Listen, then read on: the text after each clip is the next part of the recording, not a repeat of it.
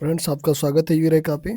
आज हम NCERT class 12th के पुस्तक पॉलिटिकल साइंस की पॉलिटिक्स इन कंटेम्प्रेरी वर्ल्ड के चैप्टर फर्स्ट के महत्वपूर्ण सब्जेक्टिव क्वेश्चंस को देखेंगे, जिसमें कि हमने इस वीडियो में दो महत्वपूर्ण सब्जेक्टिव प्रश्न लिया है। जो प्रथम प्रश्न है वो है सोवियत अर्थव्यवस्था को किसी पूंजीवादी देश जैसे संयुक्त राज्य अमेरिका की अर्थव्यवस्था से अलग करने वाली किन्हीं तीन विशेषताओं का जिक्र करें। दोस्तों, इसका जो आंसर है ये बोर्ड एग्जाम के अनुकूल है। आप इसे हूबहू बोर्ड एग्जाम में लिख सकते हैं। तो आंसर इसका इस प्रकार से है: सोवियत संघ की अर्थव्यवस्था समाजवादी सिद्धांतों पर आधारित थी, जबकि संयुक्त राज्य अमेरिका जैसे देश पूंजीवादी आर्थिक व्यवस्था का पालन करते थे। इन दोनों मॉडल के बीच मौलिक अंतर उनके स्वामित्व नियोजन और वितरण तंत्र में निहित था। स्वामित्व को लेकर के, नियोजन को लेकर के और वितरण तंत्र को लेकर के मुख्य अंतर था पूंजीवादी व्यवस्था और समाजवादी व्यवस्था में। समाजवादी व्यवस्था सोवियत संघ का था और पूंजीवादी व्यवस्था संयुक्त राज्य अमेरिका का था। सोवियत अर्थव्यवस्था की तीन मुख्य विशेषताएं जो इसे पूंजीवादी अर्थव्यवस्था से अलग करती थी, इसको अगर हम देखें तो सोवियत व्यवस्था की जो विशेषता थी वो थी राज्य की स्वामित्व, स्टेट ओनरशिप। सोवियत अर्थव्यवस्था में उत्पादन के साधनों जैसे कि भूमि, उद्योग, बैंक और खनिज संसाधनों पर राज्य का स्वामित्व था। निजी पूंजी और निजी उद्योग का जो स्थान था वो बहुत ही सीमित था। बड़े उद्योग सरकार द्वारा संचालित किए जाते थे। इसके विपरीत जो संयुक्त राज्य अमेरिका जैसे पूंजीवादी देशों में उत्पादन के साधनों पर निजी स्वामित्व प्रमुख होता था। और अगर इसके मुख्य अंतर को हम देखें तो जो सोवियत व्यवस्था थी वो समाजवाद की थी, जिसमें कि राज्य का स्वामित्व होता था, और जो अमेरिकी व्यवस्था थी वो पूंजीवाद की थी, जिसमें कि निजी स्वामित्व होता था, प्राइवेट प्रॉपर्टी होता था।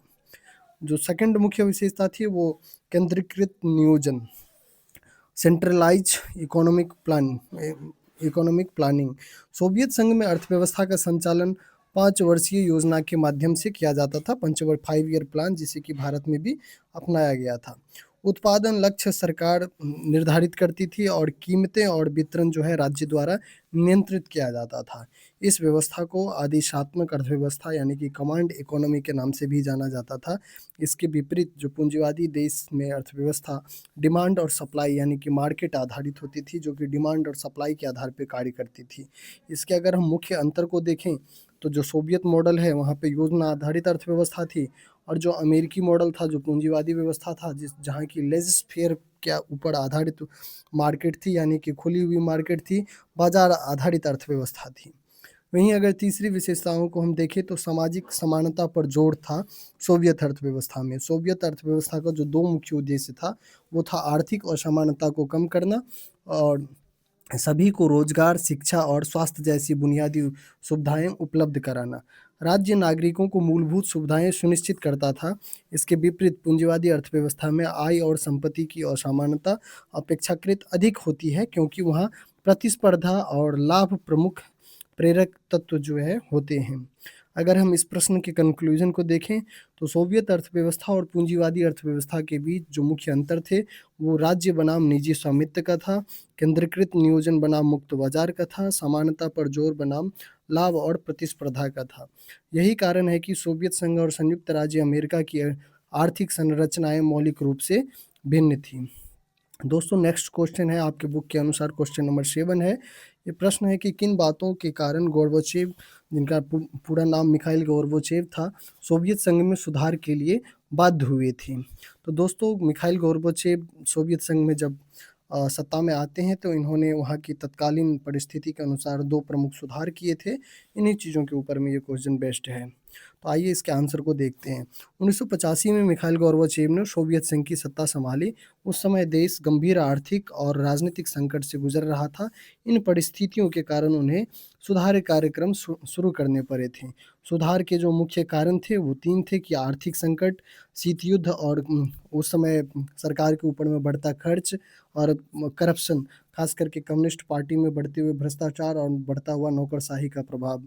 आर्थिक संकट की अगर हम बात करें तो सोवियत अर्थव्यवस्था में उत्पादन घट रहा था और उपभोक्ता वस्तुओं की जो कीमत थी वो दिन प्रतिदिन बढ़ती हुई जा रही थी। तकनीकी रूप से देश पश्चिमी देशों से पीछे था। इन्हीं कारणों की वजह से अर्थव्यवस्था को पुनर्गठित करना आवश्यक हो गया था। अगर दूसरी कारण को हम देखें तो शीत युद्ध और सैन्य खर्च आता है। हथियारों की होड़ में अत्यधिक धन का खर्च हो रहा था। रक्षा व्यय के कारण विकास कार्य प्रभावित हो रहा था। इस वजह से अर्थव्यवस्था पर काफ़ी बोझ पड़ा और अर्थव्यवस्था काफ़ी कमज़ोर होता चला गया। वहीं थर्ड जो है भ्रष्टाचार और नौकरशाही का बढ़ता हुआ प्रभाव अगर देखें तो वहाँ पे एक दलीय शासन व्यवस्था था। एक दलीय व्यवस्था में लोकतांत्रिक स्वतंत्रता का अभाव था। भ्रष्टाचार और नौकरशाही बढ़ गया था वहाँ पे। इस वजह से जनता में असंतोष दिन प्रतिदिन बढ़ता हुआ जा रहा था। इस वजह से भी मिखाइल गोर्बाचेव सुधार के लिए अपनी नीति को अपनाया। अगर इस प्रश्न का अगर निष्कर्ष देखें तो इन सभी कारणों से मिखाइल गोर्बाचेव ने जो सुधारवादी नीति अपनाया था उसमें से एक का नाम था पेरेस्ट्रोइका जिसके तहत आर्थिक सुधार किया जाना था और दूसरे का नाम था ग्लासनोस्त जिसके तहत कि राजनीतिक और जो सामाजिक सुधार किया जाना था जो कि खुलापन के ऊपर में आधारित था। जैसे सुधार लागू करने थे और ये सुधार सोवियत संघ के तात्कालिक स्थिति के अनुसार किया गया था, परंतु इसका सोवियत व्यवस्था पर नकारात्मक प्रभाव पड़ा और 1991 में यूएसएसआर का जो है विघटन हो जाता है और इस विघटन में एक महत्वपूर्ण कारण के रूप में माना जाता है मिखाइल गोर्बाचेव की वो नीति जो सुधारवादी दो नीति अपनाया गया था। दोस्तों आज की वीडियो में इतना ही। मुझे उम्मीद है कि आपको ये वीडियो पसंद आया होगा और अगर पसंद आया हो तो अपने दोस्तों के साथ शेयर करें और चैनल को सब्सक्राइब करें।